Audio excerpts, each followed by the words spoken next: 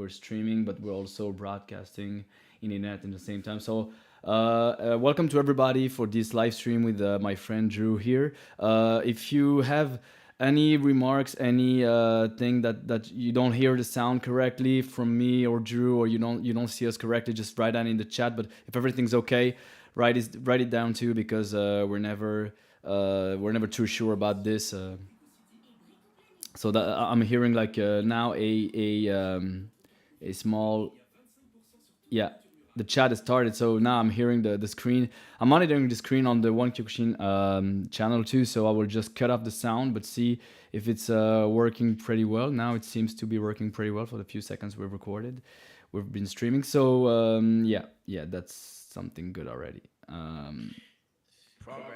Yeah, definitely. No, these things are just crazy. But when I learned that you need like a whole software to go streaming, to broadcast live, I was really down, because I'm like, I did a YouTube channel, I did like an IG account, and I still need a goddamn software to broadcast it all and manage it. So my God. Yeah, Sammy wants me to like talk to me about like managing one Kyokushin TV, and I was like, dude, I go just, I'm too dumb for this stuff. Just, I just don't have the attention span.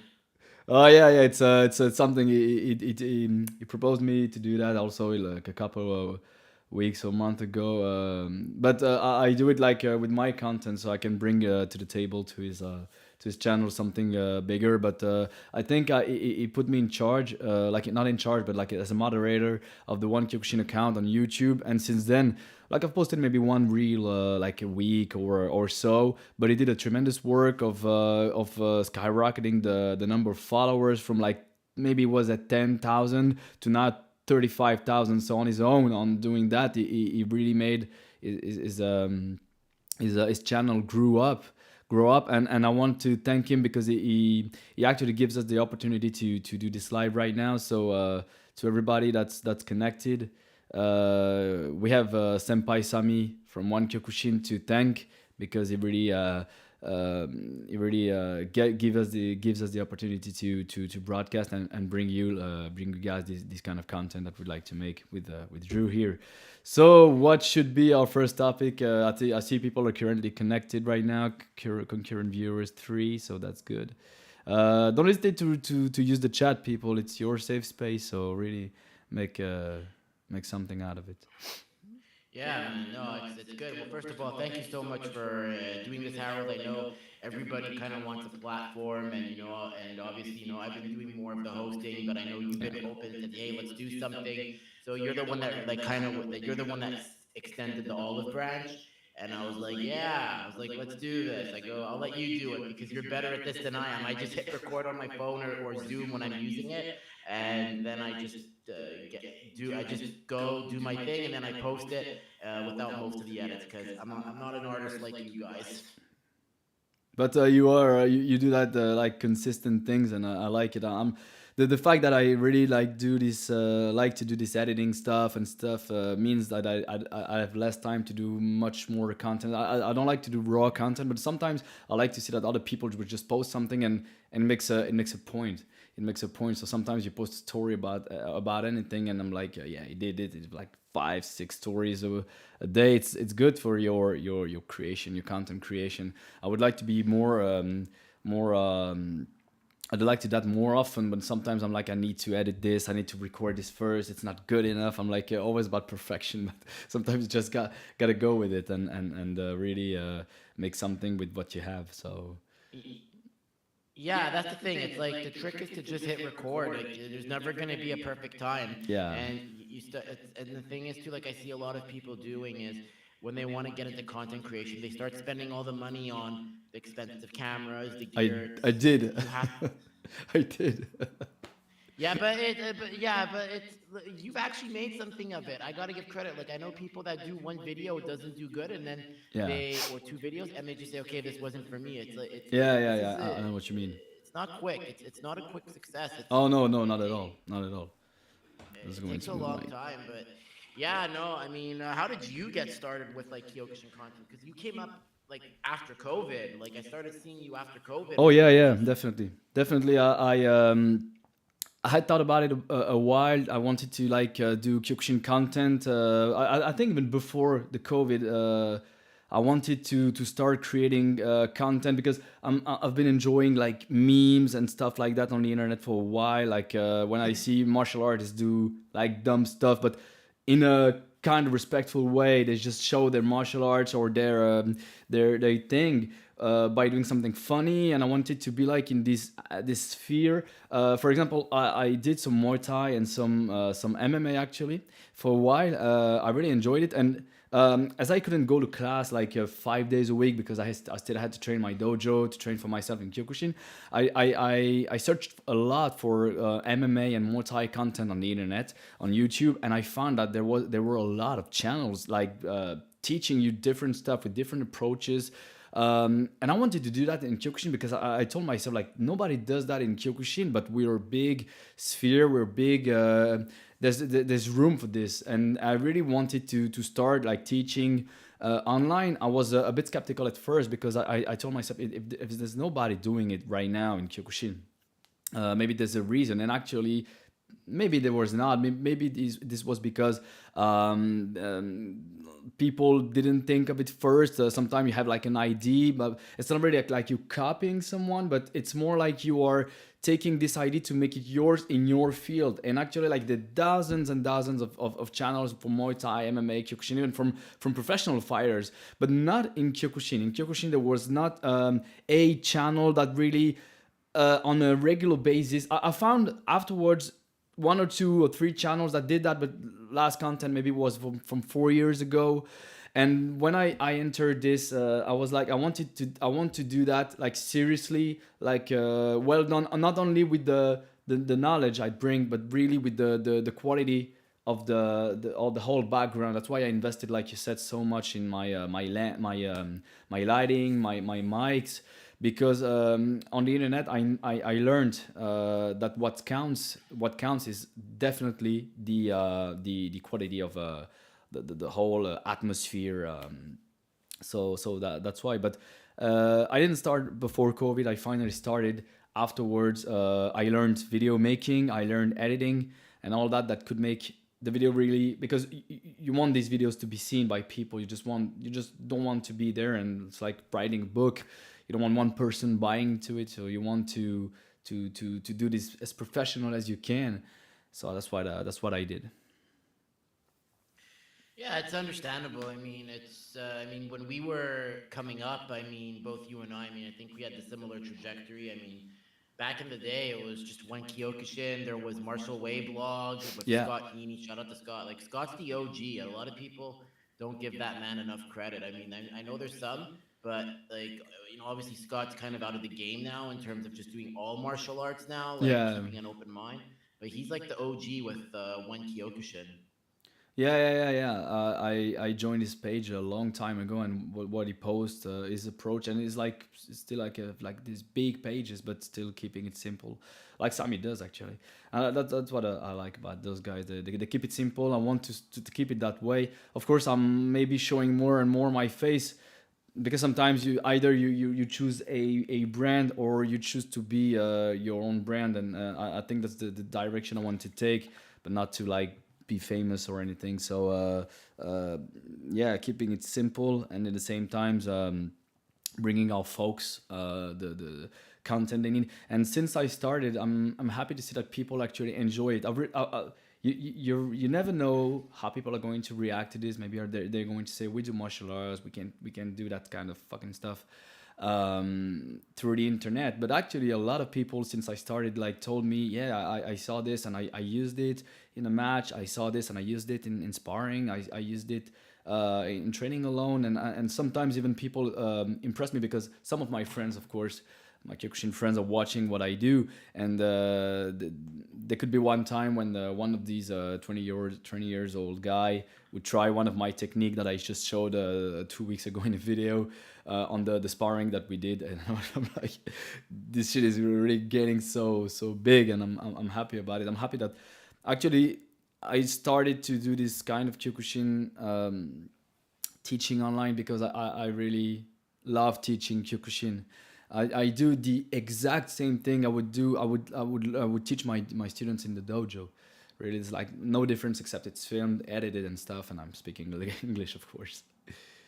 Yeah. Yeah, I mean, you're from Belgium. I mean, so it's more French there. I mean, like for me, my trajectory was because I know a lot of people ask like, how did you start and well, how I started. So I'm sure that's something you've been wanting to ask me because I haven't Yeah. really spoken about it. For Yeah. me, it Yeah. was I back in the day when it was like around 2019. I Yeah. remember I was with one of my friends, two of my friends, and like one of them, I'm no longer friends with him, but the one that I am friends with still, Mo, that you probably seen some of my posts with Momo Kyoku One on Instagram. He was Yeah, I like, remember man, him. he was like, you have so much knowledge of like UFC and MMA. Why don't you start a podcast or something? And this could be good. And the original goal is just to get on like maybe like three fighters and say, okay, I did it. Yay, we quit. And then next thing you know, I started having on some coaches that had Kyokushin experience. And the first show I did was an audio only show, but it was audio only, but it was I shut it down after COVID started. And then I realized like if you really want to like be big, you have to get on video. So Mm. COVID came and it was during like the real lockdown phases like of 2020. I remember like after in the fall and winter, and it was just like, okay, well, like I need something to do other than like just watching the news or scrolling social media all day. Uh huh. And I was just doing that, and next thing you know, started the podcast. I started trying to same concept, get some MMA fighters on. And then after that, like I was like, okay, well, I did the Kyokushin guests, but they were doing better numbers. So then I was like just pumping out episode after episode after episode after episode until like the lockdown was lifted. That's the way to And it was go. like, what? Yeah, that's the way to go. Yeah, yeah. Like some like to take their time. Like you had guys like Patrick Pinto who were of like now it's Kumite 360, but back then it was a Kyokushin Shuffle who was like Ah, that's funny. taking his time with the episodes, like putting out great quality. Whereas me, it's like I'm just everyone's different in that regard, where you're just hammering out Yeah. content because it gives you something to do and it puts your face out on the scene. Yeah, yeah, yeah, definitely. But I like to that there are people like that do this kind of different channels, different kind of. I wanted to go more on video. I didn't think I'd go into doing this like kind of podcast, live streams, and all. But I like that there are people like you could listen to in the car or really like you have nothing better to do like a Sunday afternoon. That's really great that some people like took initiatives, and now I think it's slowly building in something people cannot see yet, if you know what I mean. Maybe because you talked with Sami, so that's great. That maybe we're going to come with like maybe a group and doing more and more interesting stuff, talking about our disciplines. Yeah, no, it's as I said, like it's a big honor that Sammy has tagged me and he said, "Hey, man," he goes, "You're part of the team now," and that all stems from my interview with both Wesley Jensen and Darren Stringer. It's and Sammy saw right away. He's like, "Look, man," he goes, "You're not a clout chaser. You know, I can tell you're legit. Like Yeah. Darren really likes you. So if Darren likes you, that's a very good sign. Like if you and whatnot. So that's what led to Sammy like and I starting to talk more. And um, I think the big moments for me, milestones, was when I started getting on some of the legends, which was my Yeah. first legend I had was Iwerton Teixeira, Yeah. 2007 world champion, and I was his first. And I remember when I had that interview, it's like you've interviewed legends too. That interview was pretty intimidating because Yeah. it's like holy shit, it's this is Iwerton goddamn Teixeira. Like he's like royalty, and he's one of the four Brazilian kings, as I like to call them in Yeah. Kyokushin. Yeah, he's a tremendous mountain. But when you see him, even now he's teaching at the Senshi camps. I'm like, dude, still got it. It's like so massive, and some of his hits, you hear them in these old videos from like 20 years back. But yeah, yeah, I definitely like his style. And his dreadlocks are just so Yes. awesome. It's like it's like his signature. You recognize him from like a mile away. Yeah, that's the thing, and like Ewerton is like it was a very eye-opening interview because that's when I knew it's like okay, I'm doing something right here, Yeah. and and then it was that interview. And then I would also say the Judd Reed, when I had Judd Reed on for the first time, that one did like 3,000. I think that's my most viewed interview. It's I think so too. 3,000 Yeah, views. yeah, yeah, yeah. But these are really the legends, and it's cool that we can have like some insight from them. Like it's actually the same when I did the interview with Shian Valery. It was like I didn't know what to expect at first, and I was like, what was going to happen? And I'm like, I'm learning so much, but the interview was basically for the people. But I'm like learning so much throughout it. It was amazing because you also discover more of what you were going to do, more about the content you're creating, and more even about yourself. Like the guy gave me some explanations. I was like, this is exactly what I need to think right now for my future competitions, my future my ongoing career and stuff. Yeah, definitely. Yeah, how did you score that Valerie interview? Because Valerie, that's the thing. Like some of the legends, they don't like Yeah. doing media. They rather and we'll get and like I'll segue into something else soon. But I just want to ask first, how did you score that interview and how did he agree to it? Like, what was the like? Because Valerie's a very Shian Valerie's is like a mythical legend Yeah, in he is. He Shin is. Kyokushin. Actually, I just filled in to go to a camp with him in France. So Shinkyukush in France and Belgium were not like um, very close, but in the same times, like everybody's got himself on Facebook and stuff. So I just saw this ad to for the camp. So it wasn't that far from my home. So it was like a border of France. Like maybe 1 hour drive. I'm like, whatever, Dimitrov is coming, 1 hour drive, brother. I'm just going to take my car and go. I was like, we were only four Belgians, but it was like maybe 200, 300 people. There were 300, maybe 300 people there.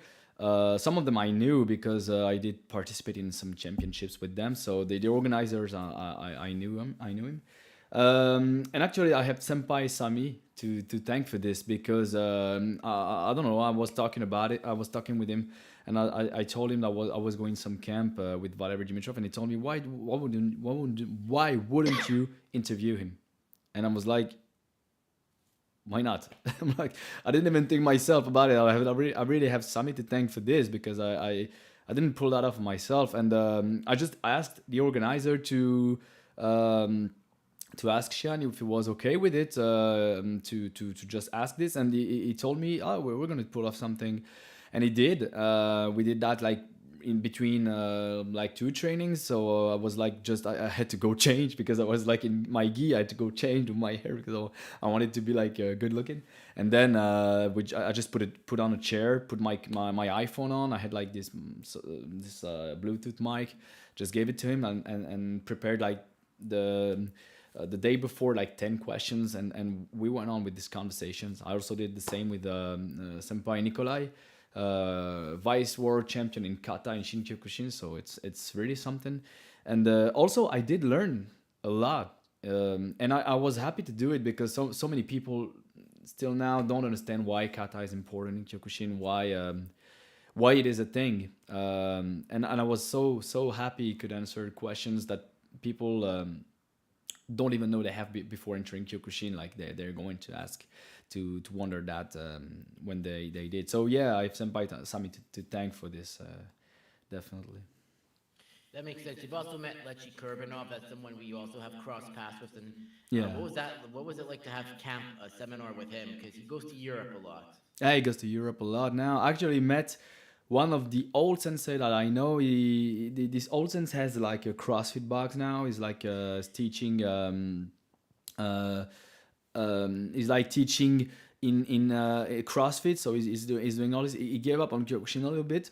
He had a dojo. He was a top Belgian fighter, and actually Lecce saw his work on Instagram and contacted him. He didn't know beforehand that he did Kyokushin. So he proposed to all the people he knew, the sensei, to do this seminar with Lecce, which was whom was very happy about it, and he did. So it was like impressive to see this legend with his Ushiro Mawashi, which I'm of course fond of because that's something I try to use in combat in my own fights. But I've also been a fan of roundhouse kicks.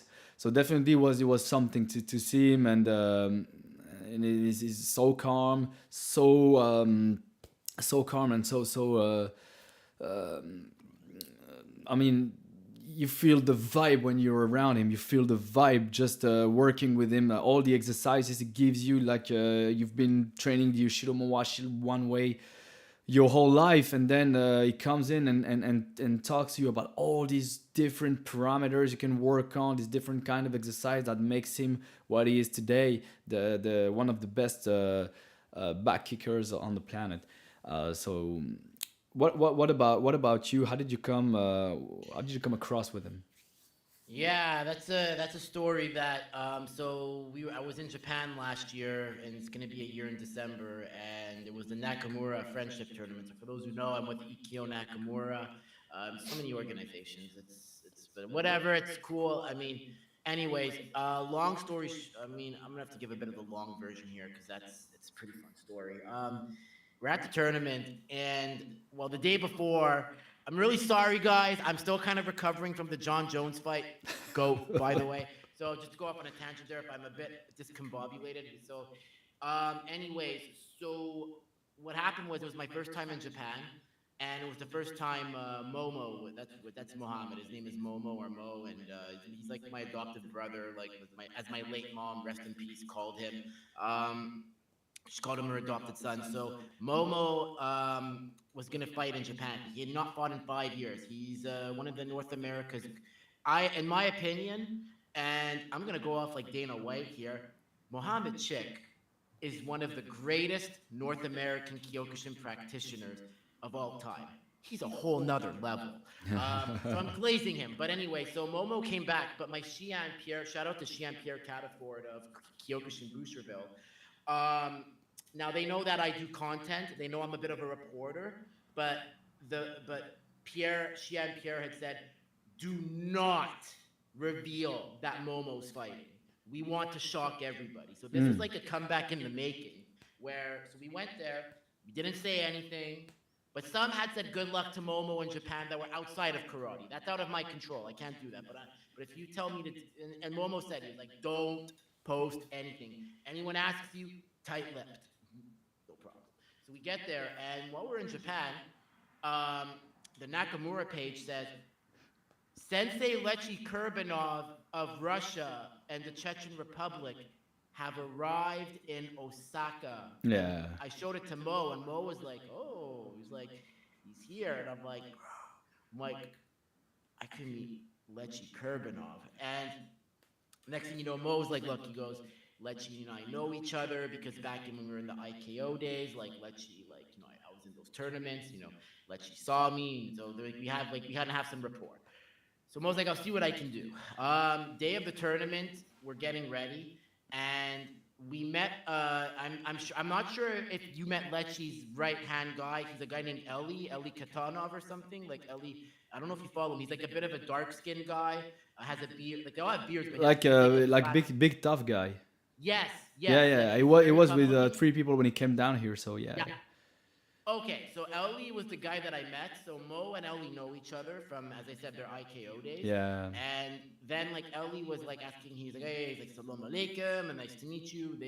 But then when I saw Lechi, so Mo's like, stay here, let me do the intro. So, because Lechi's very, when I'm telling you right now, for guys, I just want to say this right now.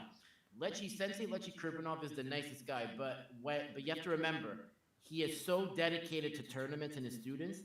Don't disturb him, like if he's in that mode, because you never know what his mood's gonna be. But Mo is like, I'll introduce you. So goes up to Lechi. Lechi hugs him, and Lechi doesn't usually hug people. He goes like us or and like shakes their hand, but they knew each other. So then Mo was like, "Hey, this is my friend. He wants to get a picture." And Lechi took the photo with me, and that's how we met. And then I went up to his team after. I'm not sure if you met Muslev Ibrahim. He finished second in the world tournament recently. He Yeah, runs that it's a amazing. student, I think, Yeah, who also yeah. fights in MMA. I think he's doing MMA and some kickboxing, Yeah, and yeah. so what happened was I went up to the Akmat team. Yeah. because I was in the training room. I was allowed, like, because I had like because Shian Pierre, who's the branch chief of Canada, said he's like all fans and participants of Canada have to stay in the stands, but Drew is allowed into the training room only because like one of like Nakamura's like Shian's were like no, he's not allowed. Then Shian Pierre worked the deal, said look. He's the equipment manager. He's also the media guy for us. And they're like, okay, fine. So I was allowed in the training room. I was not allowed like in the floor of the tatamis. But hopefully that changes next time around. But anyways, I went up to their team, and that being said, I know it's a long story, but it's like you have to understand how starstruck you are when you're in that training room with all the Those people. Like people, yeah. you guys don't understand. And the fact that I just met like a legend in Russian Kyokushin, basically like amongst the greatest of all time in terms of what he's accomplished with, especially with this tornado kick. I go up to the team, and a lot of people are thinking, I'm thinking like, the Chechens, they're very like, are they going to be hospitable to me? Are they going to be like very like, focused? Or are they Cold, going to yeah, be like yeah. cold? They were the nicest people I've ever met. And Muslev Ibrahim, who speaks English and Russian, was able to interpret. I went up to him and I said, "Hey, bro," I said, "no matter what happens, I just want you to know I'm wishing you the best of luck. I sense very good energy from your team." Their other teammates who spoke only Russian were curious about me. So it's really nice to see, like, and I need to share this because I know they don't want that. They want to have that exterior. I'm just kidding, guys, to all my brothers in Akhmat, but they were the nicest people ever. Like, they're just like us, dude. Like they might speak another language. They're just like us. They really are. And Mo fought in that tournament Muslev in the final. Mo had fought two Japanese guys. I'm not sure, but at the last British Open, not the BKG, but the last IFK, Yeah. Simon Opinski, Mo fought in the final. Oh Like yeah. it was literally, and I want to just, as I said, I know this has to do with Lecce more, but I need to explain this. Like this, you guys need to understand how good Simon Opinski is, and the fact that Mo, who took 5 years off after fighting, beat Simon to go to the final. That needs to show you how good that win looks now. And Simon is not I'm sure you saw, Simon is not an easy fight. Simon Opinski is probably one of Europe's best right now. Yeah, one of the best. So nice, but are you planning to Yeah. do more interviews of legends? There are still Yeah.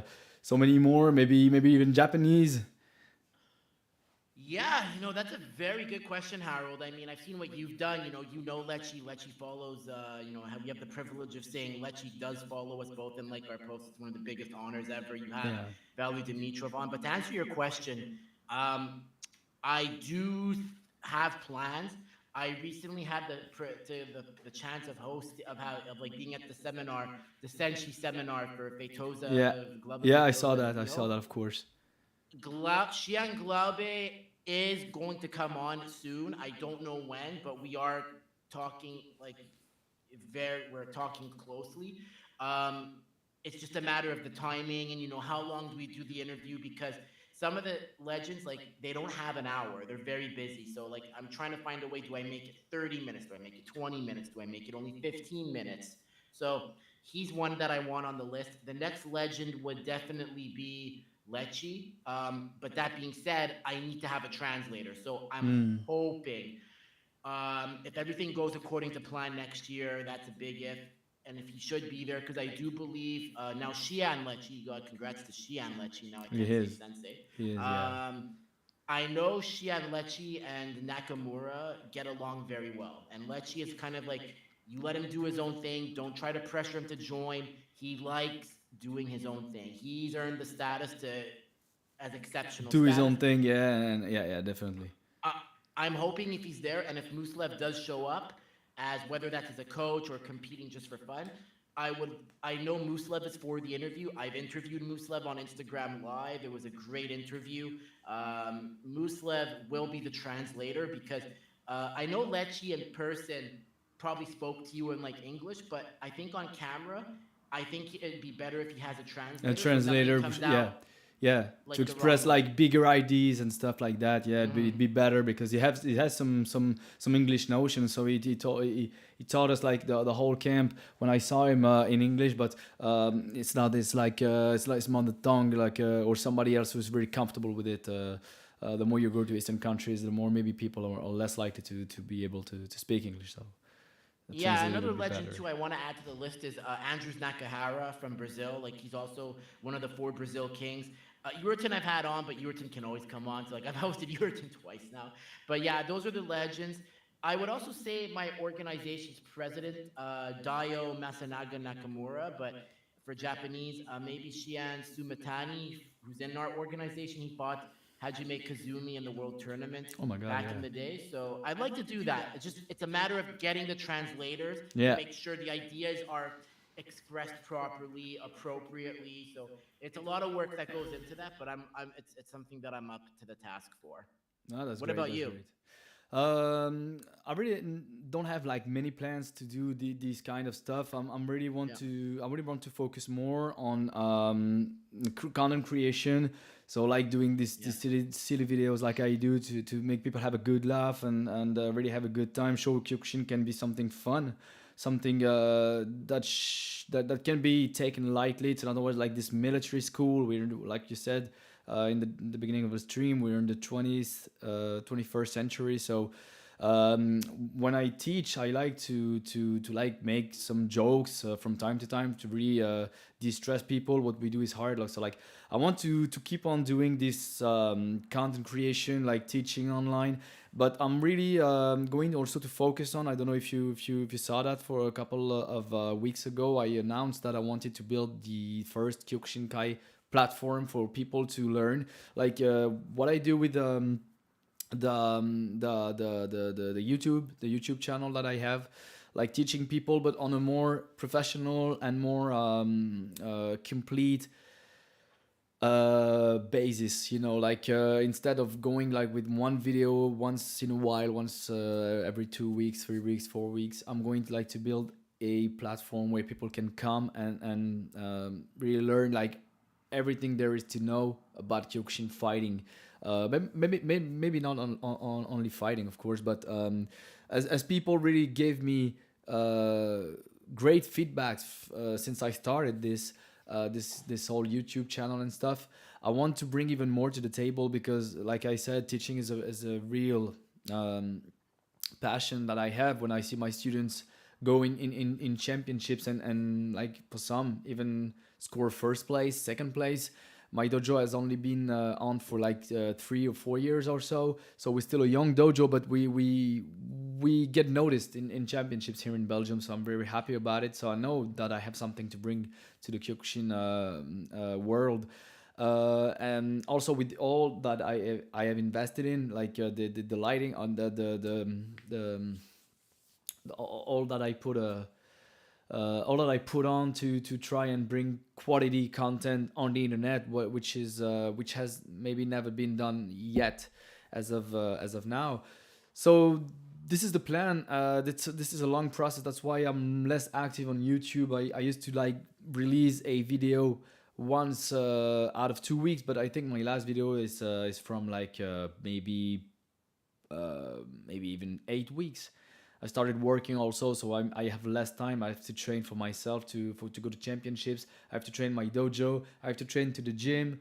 I have to go to the gym. I have to like work, sleep, and eat between all that, and work on this platform. I want it to be like something concrete. So I don't want to ask people to pay for like a couple of videos on YouTube like I made. So I really put a point of honor to do each and every single step as professional as I can. So I hope people enjoy it, people like it, and of course, the goal is to sell. The goal is to sell. The goal is to make it so that I can have a living and even do even more content. Maybe this will bring me back to interviews, to traveling. This is something. This is a long shot.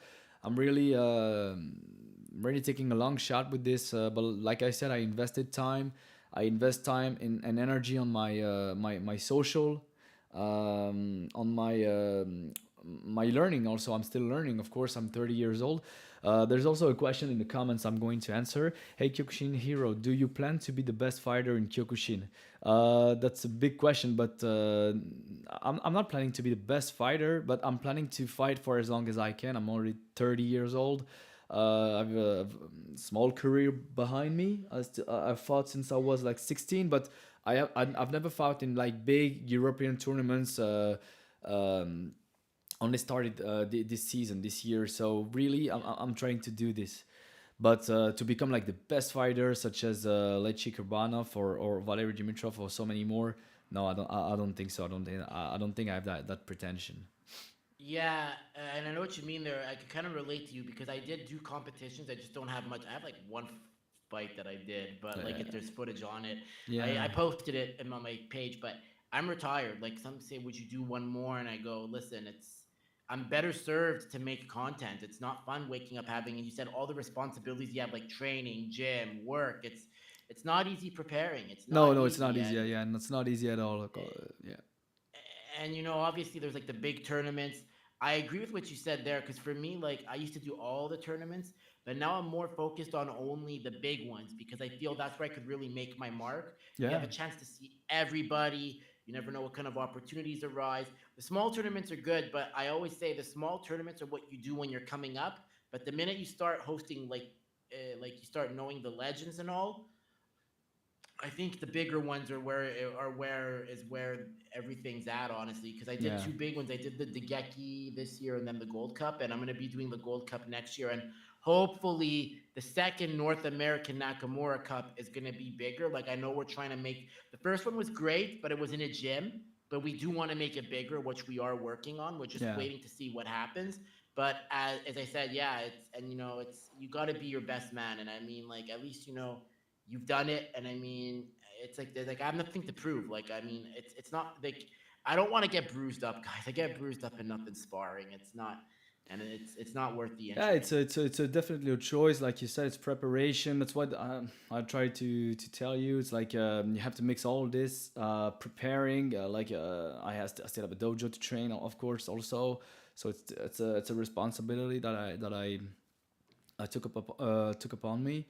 So sometimes you have to choose. Sometimes I'm like, if I didn't work, I'd have more time to put on my platform, or if I didn't have to compete and go to the gym this day or that day. And of course, rest is also very important when you Yeah. are in the competition field, especially at the level I'm trying to reach right now. You need also rest. I couldn't train like every day like I did like I used to when I was younger. When I was younger, the training were hard, but not that kind of professional hard that I'm having right now with the lifting weights and needing the rest the next day. Yeah, so definitely it's a choice, and sometimes I'm like, uh,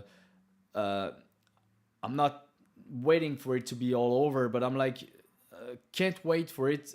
Can't wait for having to train that much anymore, and maybe in the future I'll be able to do this all whole thing I want to do right now, but I cannot put like 100% of my energy on. But that's okay. I'll put whatever I can.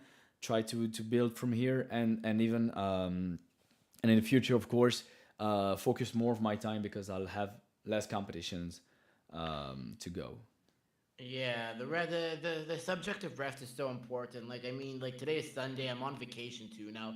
So someone's like, "What are you gonna be doing?" And I'm like, "Yo, bro, I'm gonna be playing like my two video games I got on my birthday, which is like these ones here." So shit. Yeah. So Shin Megami Tensei 5, Vengeance, and Dragon Quest 3, the remake. So yeah, that's like another thing too. Like anime is a big thing for me on the rest days. Like I just want to shut down, Yeah. just watch some stuff. And I think anime's also been a big influence for my reason to join Kyokushin. And I just want to, yeah. So I mean, how has it influenced you, like with karate? Oh, it has influenced me so much because this is the first thing I can remember watching TV. So like maybe like Yeah, 5 or 6 or 7 years old, and got like addicted to it. Like this is like really the first TV memories I have, other than some like Disney's or so. But and it became like a habit to watch TV when when you came back from school. So it really um, put me into martial arts. Like I love martial arts since I've watched these animes, and I was also a big fan of action movies, Jackie Chan movies. Bruce Lee was less my generation, but I still did see some. When I spoke with Shian Valery Dimitrov, he told me, I told him, how did you enter Kyokushin? He told me the same action movies. They had like an influence on maybe so many of us. For him, it was Bruce Lee, of course. He is much more of that generation. For me, it was more Jackie Chan. But anime has also played a real part into this. Even though I didn't join Kyokushin until I was 14 years old. Hmm. I was not into like fighting before that. I didn't like to get poked and touched. I was like hurt real quick, even though I wasn't a crybaby or nothing, but I didn't like to be poked and stuff like that, like all the other boys loved. But when I entered Kyokushin, like I still feel to that day that my family wondering why I did it. Like, what happened to him who didn't even like to get poked to enter a karate class. But my passion for martial arts and karate and combat was stronger, so I did join Kyokushin. But for all that time, I had watched so many movies, so many animes. So yeah, it had a big influence on me, and I think it still has. I watch less animes, and I play less video games right now. But still, I still have my manga to read from time to time. So I'm still in Yeah. that field. However, Yeah, it makes sense. Like I'm the same way too. Like I mean, I don't play as much video games now, even though I flash two on the screen. Like it's because it just like I just don't have the same amount of time, and now I got other yeah, stuff that I'm doing. yeah. But it's the yeah, I get it. Action movies too. I mean, for me, I grew up on the Dolph Lundgren films. I mean, I'm surprised you didn't mention Jean Claude Van Damme, considering you're from Belgium. It Like, was not my favorite. I don't find him like exceptional. Like all the people is Belgium, so maybe I'm like comfortable with the fact that it's okay to not be a fan, an yeah. extreme fan of it. I saw a couple of his most like viewed movies, most famous movies, but other than that, no, I'm not a special like big fan of him. Yeah, I know what you mean. It's like you either love him or you don't, and that's Yeah. okay. I mean, I'm more of a Dolph Lundgren kind of guy. Blade One was a big what reason for me, especially like the beginning scene of Blade. So that's why, and also video games too. Like as I see the Dragon Ball like right in your background movie. Yeah, So I'm sure that was a big influence. it's even yeah until the end. And it also had like this crystal ball in glass, made of glass. Yeah, I'm like Dragon was like the go to for me, and still to that day.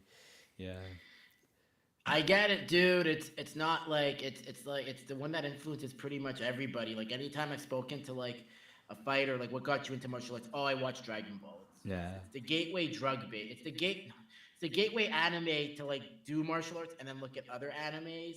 But it's like it seems like I would say yeah, I'd say Dragon Ball is the greatest anime of all time. I mean, it's been voted that. Like it's some say Pokemon.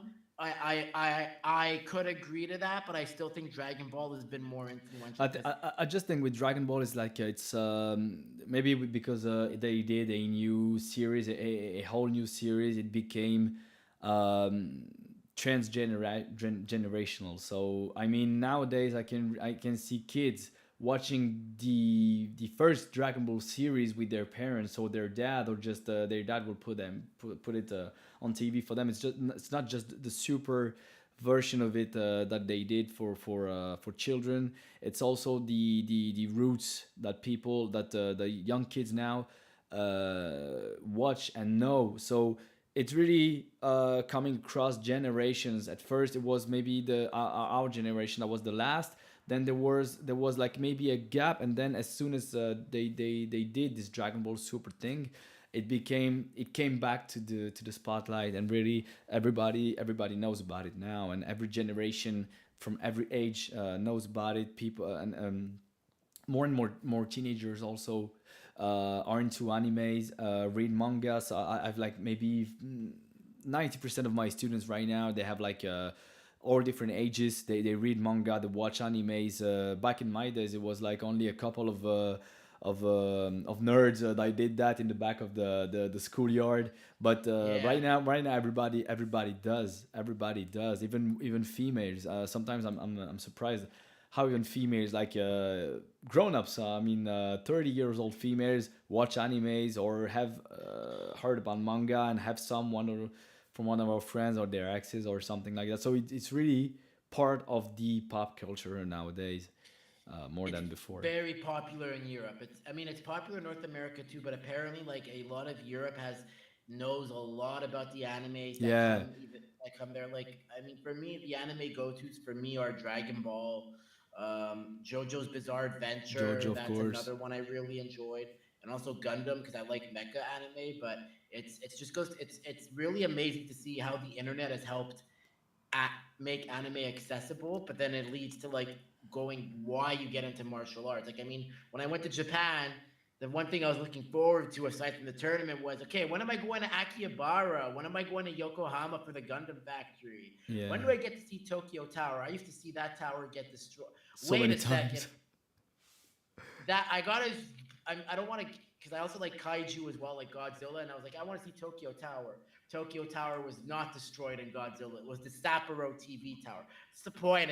It's why we all love Japan. It's like there's something about the aesthetics of like their pop culture that grows on people. Yeah, and the country is so fascinating. It's my dream. I still haven't been to Japan, but it's my dream to go in the next years, next 1 or 2 years. It's definitely my dream to go. Of course, to train Kyokushin with big names, but also to visit because I love the pop culture, but also the less modern culture. I'm also maybe I'm a Japan fan, like of all they have to propose to the all their culture, their way of living. I really one of my dreams is really to go there like for a month or two and discover how people live there. It's not just about going and visiting. It's really about going and be like deep down how they live, how they eat, how they do things, how they think. Yeah, it's fascinating country. I guess it's every anime fan wants to go there, at least for the culture. But for myself, I also listen a lot to Japanese music. I love Japanese music. Sometimes I will just put Japanese opening anime from animes in the dojo to train, and people are okay with it. Like I said, 90% of them watch anime, so I can put like some chala hey chala, and people are okay with it. It's like amazing. Yeah, the Japanese make better theme songs than North Americans or Europeans. Like, I'm sorry to say, like even in video game music, like Oh yeah. the composers, Japanese video game composers are better than half the composers in Europe and America. There, I said it. Okay, don't hate on me. I'm just giving my opinion. I'm entitled to it. Because we spoke about earlier too, by the way, about how Kyokushin needs to like adapt to the 21st century. So Yeah. I mean, with like say people starting YouTube channels, people getting on Instagram. I mean, what is another? I mean, I'll ask you, and then you could ask me what I think. Like, what do you think needs to improve in order for Kyokushin to survive in the 21st century and beyond with today's I technology? think people need to acknowledge it more. I don't know for myself and the people I know. Only a bunch of them now. It's starting to rise a little bit, but only a bunch of them share Kyokushin content, share their journey on the internet. If you do MMA, like all these people are going to take a story or two every day. They train every chance they have. Like I do MMA, I do like these guys in the octagon or so. But I think we should always do the same. I don't know. I'm going to a tournament. I have to speak about it. Like there are thousands, maybe not thousand, but hundreds of people, parents, students, supporters of. Of the teams, they should talk about it. I say to my students sometimes, we have a break, we have two or three breaks during the training. Just pull out your phone, just make a story of it, and I'm cool with it. You don't have to like talk 10 years about it. You just acknowledge it. Sometimes I could meet people and they tell me, yeah, I do Kyokushin. I was like, where, what dojo are you from? And because I didn't know, because they don't post about it, they don't acknowledge it. Not everyone is made for the social media stuff. I know some people don't share anything of the personal life, like their last post is their profile pic that they changed like 10 years ago. But some others, like they would post dumb stuff or other stuff, and wouldn't put Kyokushin on the stand. But the more I progress in these kind of social stuff and whatnot, the more I tell myself Kyokushin is a cause. Kyokushin is like a way, and you have to share that way. Others share their way, and they don't have half half of what we have in terms of values, in terms of code. We should share it because we know what we have to sell. It's a big word, but yeah, we have to sell values, respect, honor. You don't find that in. I love MMA. You watch the UFC, but I don't think a martial artists such as us um, will love the UFC for their values, because sometimes you will see fighters like hug each other and be respectful to each other, and sometimes they will slap the shit out of each other, and that's perfectly fine in their world. In our world, we cannot acknowledge this. We cannot accept it, and I think it's part of why Kyokushin is Kyokushin. Um, I always say in kickboxing or boxing tournaments, like local tournaments, people can have a fight after a decision in the back, and it's okay. They'll be invited in the next tournament in a month or so. In Kyokushin, you cannot do that kind of stuff. You have to be in control of your emotions at all times. And I think in terms of what we shouldn't lose in the 20th, 21st century in Kyokushin, it's that it has to stay. It has to be like this. Sometimes I'm not happy with the decision in tournaments. I'm like, we swallow it. We swallow it, and that's over. We don't have to talk. We can talk about it afterwards, but not in front of the referees. We don't contest. Um, we don't um, we don't question, sorry, a decision. It's just what it is. They don't have that kind of stuff in other disciplines. So that's why I think uh, we should sell it more.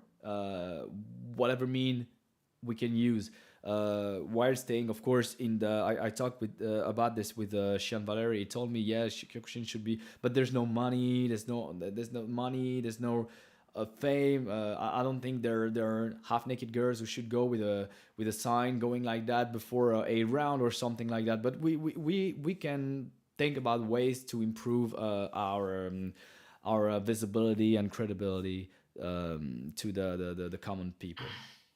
What I what about agree. I what mean, about there's you? yeah, I somewhat agree with that. For me, I'm more of a bit of a, as I said, I mean, with my opinions, I think there should be more of this, like, don't be afraid to give your thoughts. Like, yeah, he's a legend, we respect him, us, this and that. First of all, I just want to say, like, I understand it's a very hard training. We got to keep it strict, but guys, stop trying to stop sometimes trying to act Japanese when you're not. Like that Yeah, kind of is like that's the first thing that really grinds my gears. It's like because it's gonna just not my okay, it's not mine, but it could drive people away because it's like why are you acting like something you're not? And then when you're outside the dojo, you're a completely different person. It's like that's it. just be you, dude. If you want to win in this game, be you. I understand there's tradition. I'm gonna say that. The second thing is we need to find a way to monetize. I know there's not a lot of fame and monetization. There needs to be a way for those who are the big players that career wise that have those networks get their like get their friends to or whoever to put money in for the Kumite Elite. Like there needs to be some incentive for the Kumite Elite fighters to show up because the biggest struggle I see with some tournaments is like, well, we can't get so and so to show up. They're injured or whatnot. But I'm pretty sure if there was like a cash prize, like a Grand Prix, even if it's a one fight, like give them like $500 or Yeah, something. I'm Just yeah, something. yeah, yeah, yeah. I'm questioning these tournaments right lately because I'm telling, yeah, this is like they do in Dragon Ball, actually, like these everybody comes who is going to be the best, but sometimes I wonder if it shouldn't grow, at least for some of the people you talked about, like these professional guys, into some more of a matchmaking kind of fighting with money involved. They did that in the at the last how was it called, the Champions of Champions that happened like a couple of months ago. They did they had a first place had a cash prize of 5,500 it was 500,000 yens. So maybe it's Okay. like something like $10,000 or something like that, but it's still something that you can like build on your career. It's still cheap for like the champions that took part in this these things. For me, for example, I'm trying to level up as much as I can in my country, but I have the money. I have to invest. I don't have support from my country. Um, so financially, I'm short. I like pay a gym like $100 a month to go train with the professional coaches, but it's still not enough because they are physical physical coaches, but Yeah.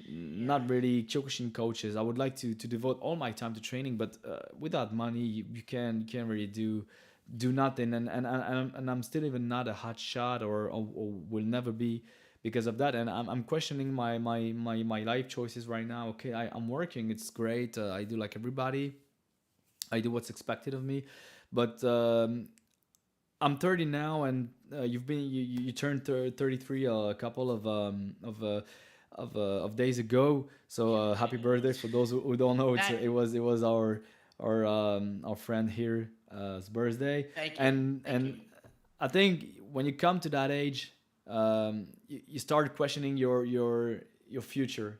When you're 20, you don't think about that. You don't think that far. But when you're 30, 35, you question your future. And I'm like, sometimes if I had to choose between working and not be able to be like the best fighter I could be for the next 10 years, or not work and be able to train, maybe not as professional as I'd like because I wouldn't have any money, but at least make a point on the mat for the next 10 years, I would choose not working and go train as much as I could.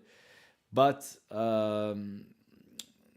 it's difficult, and having like a middle ground here is difficult also because we again we do Kyokushin, fighting. We don't do football where it could be average. We take hits. We we have fear before going to on the mat, before stepping on the mat. We have like so much more than other disciplines don't have. You can have stress for any other disciplines, but when you know you're going to get hit, you could even be knocked out. It's difficult to tell yourself, yeah, I'm going like freestyle here. It's not something you can possibly do. I think. No, I get that. The other thing too is like I think like as I said, one thing I like to do is like I'm very, as I said, I'm very opinionated on my thoughts of like Kumite Elite, and some say you maybe need to be in some, and like sometimes I have to learn where to draw the line. But you have to remember, I think Kyokushin kind of needs like a Dana White mixed with a Joe Rogan to like promote Kyokushin. I'm gonna say stuff that you don't like. Like for example, like there's certain people like I've had stuff like I'm not gonna like, I'll just say for example there was one at another tournament that said, I think there's someone that could really like give, your friend Mo some trouble. And I was like, look, it's like guys, it's like I said to the guy, I go, look, I go with all due respect. Yeah, but he trained with this guy, and I go, okay, but did he fight an Aremenko at 20? Did he fight a Stoyan? Did he fight Navarro and break his arm? Did he fight one of Yuratin's guys? Did he fight an Antonio Tussaud? And he's like, well, no. I go, okay, I'm sorry to break it to you, but that experience is like it's like it's invaluable. And you know what? As I said, it's the other thing too is like I understand there's some people that do the tournaments, and obviously they show up like like it's like they never fight on like the year like the big scenes, but they'll come to like the local big tournaments and then the small tournaments. Stop that. Stop it. Like make room for the next generation. Like I don't care about what you did like 10 years ago, but you're still fighting like these those who are trying to build a name for themselves. Stop. Like just go build the next generation. Do something other than that. Like so that's my thoughts there. But the monetization is a big thing. Like I Yeah. really hope that there is a way we can find a way to get some investors, or like let's say if you go to Japan, pay the flights maybe for the Kumite elite fighters Yeah. or the hotel at least. Like, look, or say, look, we want you there to fight. You qualify. We'll pay the hotel, but the flight has to come out of your pocket. That's fine. That's an expense that can be more manageable. As It long can't as you be. know it beforehand, it's okay. Yeah, But I think one weakness we I'm thinking about it, but I'm not that big of a fish now to like have a serious opinion on it. Is we have one big weakness is we're too splitted, and yeah. it keeps going. Yeah, I'm from Shin Kyokushin, as you know. I just joined them because it's the best organization in my country right now. So Yo, by the way, I just want to say, I'm sorry to interrupt. yeah. You guys have grown like at such a pace. It's nuts. Like it's insane. And I say that with all with like as a compliment. Like I do believe Shin Kyokushin has become one of the quickest growing and largest organizations Yeah, I think in so too. Europe, especially. North Yeah. America, they have their like North America too. But what you guys have done, like just I want to give like a round of applause. Thanks, Like so good thanks. on you guys. But the people are working really hard, and in every country, it's they're trying to expand. For example, it's like a tournament I'm taking part in next week, Yeah. next weekend, and it's going to be like a selection tournament to go to Japan for like the first World Federation Kyokushin organization. So it's going to be like an inter organization tournament. So for once, like even if organizations are keeping apart from each other, they're going to like get together for a tournament. I don't know which one. Of course, Kyokushin is going to be part of that, but like different organizations are going to merge for like one weekend for a tournament in Japan that will happen next year. But still we're too split it, and unfortunately it plays against us in terms of organizations. For example, I'm looking for like different tournaments to participate in. I found a tournament with WKB in Spain next year in Yeah. February, and there's exactly on the same date a tournament by another organizations, and I know they want to shoot in each other's legs, and I can understand because it's a world of competition, but in the same time, it's really a shame because less fighters for each one. So even if they just did talk about it, I could do this there. What do you think? Like we do that in the same country, of course. I'm not talking about a championship in Japan versus a championship the same day in Europe or in America, but Yeah. there's no talk in between organizations. There's too much rogueness in Kyokushin also possible for like the big names. But what where does that leave us? It just leaves us um, a bit empty-handed. Like even if Shin Kyokushin is growing right now, it still represents like a part of the whole Kyokushin world. Maybe I think there are maybe 10 and 15 million practitioners of Kyokushin in the world. Imagine if we were all allied, if we were all under one banner. I think there should be room there to grow more powerful. Yeah, I agree. I mean, when I had on Shian Hamid, Tom Callahan, and Mauricio Carranza, Hamid said it's kind of like a family that grows apart, but like they still family in a sense. Definitely. But I agree with that. But at the same time, I think it's enough where it's like, well, I'm part of this organization or I'm part of it's enough. Just come together. We're all under one kanji. It's like or it's like and stop and yeah, you said like it's enough of the handicapping, like in the foot. Like for example, we had the Feitosa Fiho seminar.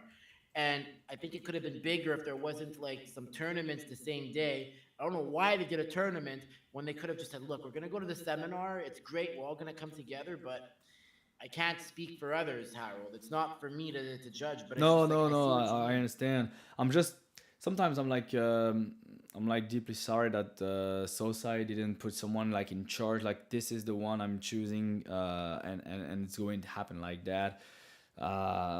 It's a big problem right now. I don't know why it happened like that. I don't know if anybody knows the real story behind this, because I've heard rumors saying yeah, he did actually put somebody in charge. It was Matsui, but like there's no like official testimony, because I guess if there was, we wouldn't be in this situation right now. So really, I don't know what the first thing about this, but I just found it Yeah. a shame that we currently we're in the situations we are right now. I guess in the future there will be even more organizations. Maybe some are going to be Merged into big, one. yeah, or so could merge into one, but still some are splitting right now. Um, I don't know. It's politics. It's way beyond what we will ever be or ever comprehend. But um, it still puts us in the situations we're in right now. So we have like Shin Kyokushin, Kao Nakamura, Tezuka Group, IKO, Khan, like Matsushima, Royama. yeah, Royama, and organizations are not even recognized in the Kyokushin world, but still have like somebody big enough to be on his own. So, in terms of organizations, at least it's problematic to grow as a discipline. Yeah, Yeah, no, like I think honestly, in this kind of regard, there should have been, as I hate to say it, but a dictator like figure that Sosai picked yeah, that in writing, and the guy, and it's like you need, like I'm sorry to say, look at why the UFC is so successful. You need a guy like Dana White, like too much freedom and yeah. whatnot You need is a never head. good. You need a Dana White and a Hunter Campbell that's gonna like go behind the scenes to like like neutralize any problems and whatnot. So that's the it's sad because as I said, there's that's the thing, we're just so used to it all the time. Like there's just too much like there's just too much like growth, or sometimes too it's like it's a great art, like I love it. But the other thing too is sometimes, like for me, like look, this is a hot take, but as I said, I shoot from the hip and I respect the traditions. But sometimes I see people like ussing me online or like outside of the dojo, and it's like, yo guys, if we're in the dojo, you can us me. You don't have to go us outside. It's like you could talk to me like a normal human being. We're not in Japan. We're not in Hambu. We're not in a dojo.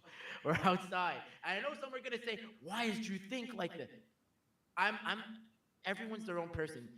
The moral is be yourself, please. Just be yourself. Don't try to emulate, because you're just gonna disappoint yourself. You got to be your own person. But it's like, look, I get it. It works for some, but as I said, there are a few things I like to see, such as like changes to tournaments, how to monetize, but also just, I guess, you don't need to bring every little aspect of dojo kun into your life. If you want to do that, that's cool for you. I'm a guy. I'm a free. I'm for freedom, but just for me, like you could just say, "Hey, Drew, I really like you." You don't have to go, "Us, Drew," and every second word is us. Sorry, Harold. It's like one. I had one person that kept us going us. Now I'm doing it. You see what happened? And I said to them like, "Yo, I'm like, I hate to say it, but you sound like a sea lion, like at a water park." Yeah. I mean, regarding the monetization, we could also talk about Yeah, broadcasting. yeah, For example, I'm going to take part in like a big tournament. We have our brand chief, Xian Kun, and I told him I think we should do everything in our power. It's going to be like a European tournament, so really we get all big names in Kyokushin from Europe. Everybody's going to be there actually. There's going to be Shian Valeri. He's going to referee. There's going to be Shian Kenji Midori. Shian, like even Japanese are going to come. Like, how the hell cannot there be TV there? Like national Belgian television over there. I mean, we have to find a way to mobilize these people to come to this kind of event, even for 1 hour, to record the finals, or I don't know, whatever, yeah, to make it a point that we do exist. That here in Belgium only Shotokan karate is recognized, because when there was like this construction of the structures that will handle sport in Belgium, the guy who did it was a Kyokushin, a Shotokan master, and apparently didn't like back then the full contact guys, so they never recognized Kyokushin as a discipline in terms of the in regard of the state. So that's why I'm not able to be recognized and acknowledged by my country and be funded by it to go. But at least these kind of opportunities, we should seek everything in our power to. We should do everything that's in our power to make TV come and get it and get known and recognized by the common folks. And the more people will come into the dojos, the more dojos will open, and the more we will become popular. But in a good way. I don't want like this popularity like all the disciplines that would do whatever to. But yeah, yeah. Definitely, we should grow in terms of popularity and money as much as we I could. think so. And then that way it filters in more. We can get in more students. You gotta, like, yes, I understand the Shians are important with their titles. I hate to say it too, but the Kumite elite fighters, deserve a spot at the table too. I'm gonna start to say mentioning that. It's an uncomfortable truth, but because whenever there's a big tournament, the Shians are like, well, we are scrambling to get this guy. He can't do it or she can't do it. So I'm just gonna say to all the Shians out there, please start considering giving a spot at the table for the Kumite elites. Like if they've gone time and time again, fought overseas, if they've done the big tournaments, if they're good examples in the school, they deserve a seat at the table with the Hanbu experts and the other Shians. And I think it's time. And I think that's why I like what your um, sensei or Shian is doing. Sensei, or is it Shian Kun or Sensei Kun? Because like we've been Xian Kun Spitals is Xian, the Kun top Xian of Petals is your Belgium. Shian. Oh, okay, Kun that's your Spitals is my Shian. Xian. Yeah, He's the one that had like an operation, right, recently. Like it was a big, yeah, he's big like health the scare. headmaster of our country in Kyokushin. So is even has he even has influences in like in Europe and of course in Japan. So How's yeah. his health, by the way? I just want to ask, like, how, because he had like a bit of a health scare like 6 years ago almost, and I know like he took some time I off. don't know. I don't know about that because I just joined Shin Kyokushin for like a year Oh, only. So, okay. but I've known him in tournaments. I've known him for like more than that. We crossed path a lot, but I didn't know about his health issues. From what I hear now, is really totally fine. Good, Uh, good. That's amazing. I mean, yeah, I'm really happy that's your Shian. I've heard nothing but amazing things about him. He's yeah. so, and there's also another dojo in Shin that's doing amazing. It's Tamadachi Dojo. Like they've In really, Switzerland, yeah, in Switzerland, yeah, they really have like big shots in term of kata team. We have a kata girl here in Belgium. She's Shanti. She's one of my friends and one of our team members in Belgium. She does both kata and kumite, and she did train with the Tomodachi Dojo, which are friends also with Xian Kun, and they do a really a lot of good results in terms of kata championships, yeah, and they're really accurate. They train that a lot, really. I just want to say like how amazing they are at social media. Like I Yeah, really say, also. guys, please look at them for a template. They are killing it with a capital K, and I love what they do. I say this as a content creator. Like and also you and them. That's why shit is growing. I'm gonna give you and there's others too, but I want to say like you and them, bro. Like good job, man. Like I'm gonna clap from afar. Like I gotta say, so congrats. Like I'm really hoping Thanks. like you guys do succeed, and I love seeing it. I want to make that very clear. But I think there's like room for everybody, and I want really to now like I told before, I I start to envision things I couldn't even possibly see before when I started. Maybe having a group of people with different visions, different specialties, and make it a mission to really contribute to Kyokushin being more well known, more popular, even on social media. Because I think social media today have a you were told have a power, a real power, and the more we grow on this, the more we acknowledge our brands, our discipline, the more it will serve Kyokushin. And the greater good for Kyokushin to grow up, to evolve as a discipline, and be more well known, more people to participate in. Sometimes I'm telling myself, if I do a funny video and one day a kid starts Kyokushin in whatever dojo in the world, and it actually contributes to making his life better for the rest of his life, I'm like, maybe even if I don't know it, I'll be the most happy, the most happy guy in the world. So I think there's room for every one of us to do some things interesting in the future as a group. I agree. I agree, man. That's the thing. Like, I mean, like we're doing this conversation today, and we're not trying to like flex who our organizations are and why they're good. Like Nakamura wants to collaborate with everybody.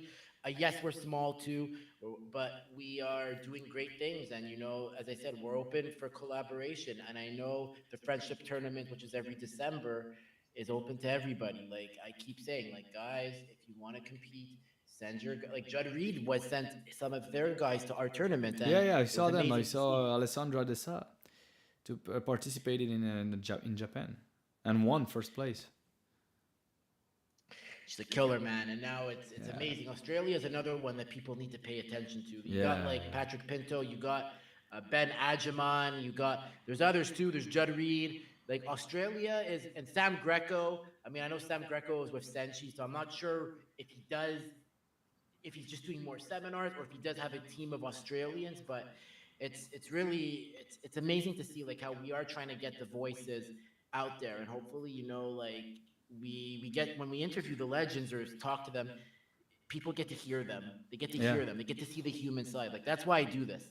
I want people to see that Lechi Kurbanov is just like you and I. He's just very talented at karate. I want people to see that Glaube Feitosa and Francisco Fijo are just like you and I. Like you saw that video where I took them and I'm like, oh, it's two of the four Brazilian kings. And you saw like Glaube break character and he's like, and then like Francisco was like, it was like, and it was like, I just want to thank them. I want to thank Shian, Dominic, Ohan, and Pierre for really like that day helping like explode my platform because they really like because that's who I work with. I'm gonna have to quote Donald Trump here. I mean, not to trigger anybody. We're making Kyokushin great again, and Yeah, it's already that's great, the but we're point. That's making it definitely, great again. yeah, that's definitely the point. And again, I think the more we practice, the more we have to think about it as a cause somehow. We have to think about it as a path, as a I'm religious, but this would be like almost my second religion. So I don't know if I Yeah. should say this, but it's almost like my second. It's my way of living, and we should be proud of it. We should be proud of it. We should talk about it more. We should try almost to convert people, if we can say it like that, convert people to it because we know what good it has in it. We know what good it has in it. Of course, it won't be for everybody. I'm sure. I know that it's a hard path. Even if you don't do competition, it will never be easy. But as it is the hard way, it is the right way to walk.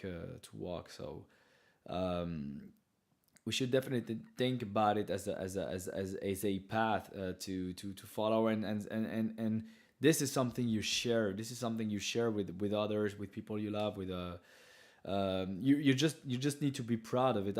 Since I started Kyokushin, um, I didn't know it was Kyokushin at first. My brother actually went to the dojo I started 6 years later, so that's why I knew the dojo. But like in the first trainings, I knew that this was something serious. I didn't know how to explain it to people because when I told them I did karate, it was hard to explain that we did real hits, but in the same time, it was karate because everybody seemed to think that karate didn't do real strikes. But I've always been proud of Kyokushin, no matter what people said. It's karate. It's you do this bizarre salutes. I've always been proud of it, and I think that's why I'm doing this right now. And so many people told me if I know Kyokushin, it's because I know you, and it's even if these are people that don't practice today. But the point is, people know Kyokushin because I talk about it, I share about it, I fight, I do this and that, and that's really a real victory. Even if most of them won't ever practice, they just know it exists, and I'm satisfied with it. It's always good, man. It's always good.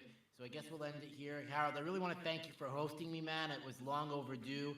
I love what you do. I've been sharing it. I mean, I'm not always on social media. My mind is all over the place. That's just, I'm like a Tasmanian devil. That's Guys, make understandable. sure to connect with I'm going to get I'm just going to make sure I say your handle right because I don't want to screw that up. Guys, make sure to follow Kyokushin underscore hero. He's killing it. He's endorsed by one Kyokushin. He's now like, we're doing this. We've been talking. We did this finally. So make sure to support him because honestly, he's doing better and whatnot. So yeah. So thank you, Drew, for sharing this with me. I'm really happy because I think even though we are so far from each other, whether it be you, me, Sammy, Patrick Minto, which I haven't had the chance to talk with, but we became friends on social media. It's really great to see that we can connect and that we can bring our folks content, and I hope we can do that more in the future. That we have the time to do it. We have the ideas to come in. It's a really long process. People might think this is easy to pull off, but trust me, people, it's a lot of watching tutorials and all this stuff. But we do it because we love it, and we do it because we want to bring something of quality to you guys. So also follow Drew Sperience because he's been with the great names of Kyokushin, and it's not anything.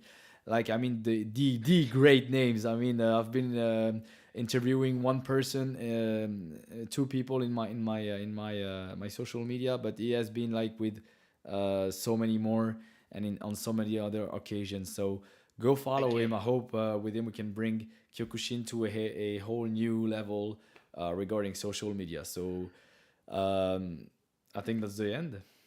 Yeah, thanks, man. Well, hey, Harold, it was a pleasure to do this. I mean, we'll do something again. I mean, we'll Yeah. post it. Guys, make sure to follow Kyokushin_hero. If you like my stuff, follow the Drew Sperience. I'm getting a rebrand. By the Ah, way, I'm doing a rebrand. The Drew Sperience will soon be called Drew Experience only. So nice one. keep up. That's breaking news. So when the time comes, you're gonna see a new logo. Can't wait. Can't wait to see it. Okay, guys, bye bye, and see you in the next live. Us. See ya. Us. Bye bye. So is that it? Yeah, I think All right. It says